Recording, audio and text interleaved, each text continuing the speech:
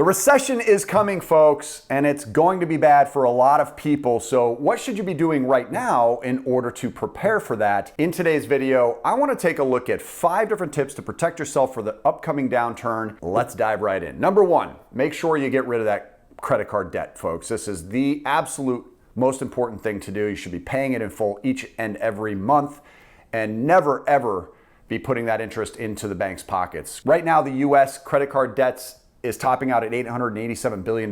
This is a big, big problem. It's only going to be amplified by the recession. And when a recession is likely on the way and interest rates are rising quickly, it is all the more important to get out from underneath your credit card debt as soon as possible. And there are many ways that you can get out from debt. The most popular being the snowball method and the avalanche method. The snowball method is a debt reduction strategy often talked about by Dave Ramsey, where you pay off debt in order of smallest balance up to the largest, and then you're gaining momentum as you go. And the thought here is that by starting small, you're enabling yourself to see results very quickly, which psychologically helps you pick up steam and stay consistent. The avalanche method, on the other hand, focuses on paying the loan with the highest interest rate first, and this method is mathematically superior because of that, but it's only better if you remain consistent with it as well. Consistency is key for any debt reduction strategy to be successful, so it's crucial that you pick one and you stick with it. The next is to save. You typically, we're not big fans of saving because you don't want to put your money in the bank and have it not working for you. A recession changes our perspective on this, however, since the best ways that you could put your money to work are likely to follow on the heels of the start of the recession. Those who had access to cash in 2008 were glad they did, as the housing market was on clearance. And it's hard to say whether those kind of deals will be available again, but it is certain that there will be deals out there. So be sure to put yourself in a position to capitalize when they are available. Beyond investment opportunity, it's important to save right now, as the downturn could change your circumstances relatively quickly.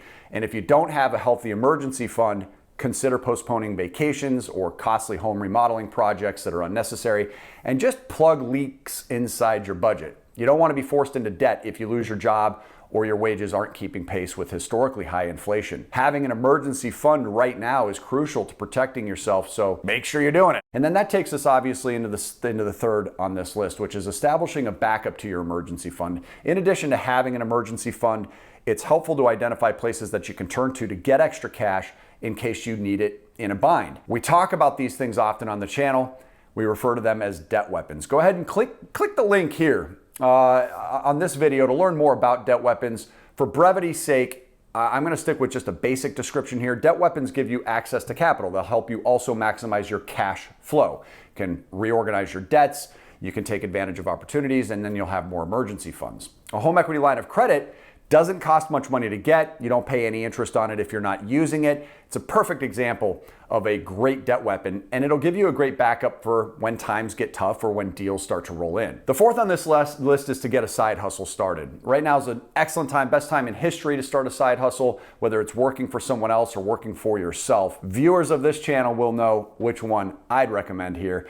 So make sure you're checking out the description for some examples of that. There are many ways to make extra money through a side hustle, and doing so will bolster your ability to not only get you through the recession unscathed, but also be in a position to benefit from the deals that could come up when the market goes on sale. For example, I have 2 additional side hustles that I started within the last 18 to 20 months. One was 20 months ago, one was earlier this year. Both of those are on pace. We just literally finished the business planning on each of these in order to top $3 million in profits from each one within the next 24, at longest 36 months. So there's a ton of money out there right now. Money is absolutely everywhere you look, but you have to be in a position to take advantage of it when the time is right. And there's a lot of ways, both of the examples that I'm currently building, that cost very little or no money at all to get started. It just took time and effort and consistency as well. Now, choosing a side hustle that's right for you is crucial, because again, consistency with any hustle is going to be the key in enabling you to make any kind of real money with it, especially when it comes to working for yourself. Now, we feature some various methods of side hustles on this channel. Again, check the links in the description below if you'd like some ideas on places to start. But going to all the social platforms can bring you to many, many examples of that. TikTok, Instagram, and YouTube being the best. Now, that being said, going your own way may not be the best fit for you, and that's completely okay. Right now, there are a record number of open jobs, and according to the Labor Department, the economy has seen gains in transportation, warehousing, leisure, hospitality, education, health services, and government. And that means that there are a lot of opportunities out there for someone that wants to pick up a side gig right now or another job. So even if you don't need the money, this might be a great time to take on a second job or look for gig economy jobs to supplement income and savings. Now's the time to be prepared for the worst. Be proactive. Build up your potential opportunities, and then when the deals start to come in, you can take advantage. The fifth on this list is not to try to time the market. Many people might be willing to step away from the stock market or cut back on how much they're investing until things improve.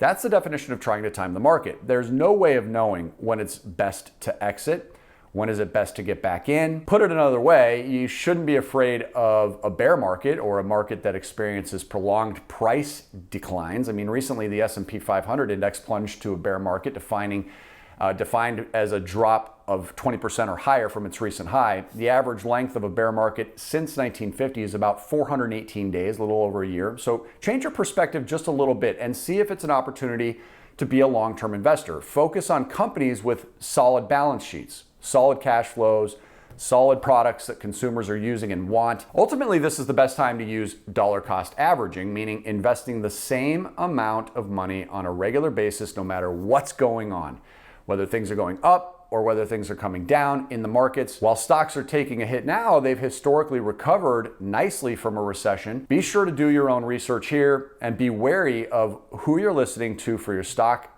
and or crypto and or any investing advice, as not everybody out there is going to be looking out for your best interests. Now, what do you think of this list here? Would you add anything to it? We wanted to keep it concise today, but tell us what you think. Do you want longer form videos that go into deeper explanation? Do you want us to keep some of these relatively shorter? Let us know in the comments below. Also, let us know if we needed to add any to this list that you could be doing to prepare for the recession. I am consistently throwing in up to $5,000. I'm always looking at putting $5,000 a month into cryptocurrency still. I personally am a believer in the digital asset space, so I'm always wanting to get my money into those stable coins inside the crypto space. And the way I see it is a lot of this stuff is already on sale. So do your homework, be consistent. I would say that's the biggest takeaway from today's video is consistency applies to everything on this list. Make sure that you're getting positioned for the worst and plan for it, but hope for the best. All right, guys, we'll see you on the next video. Until then, make it a great day today and keep on cash flowing. Take care.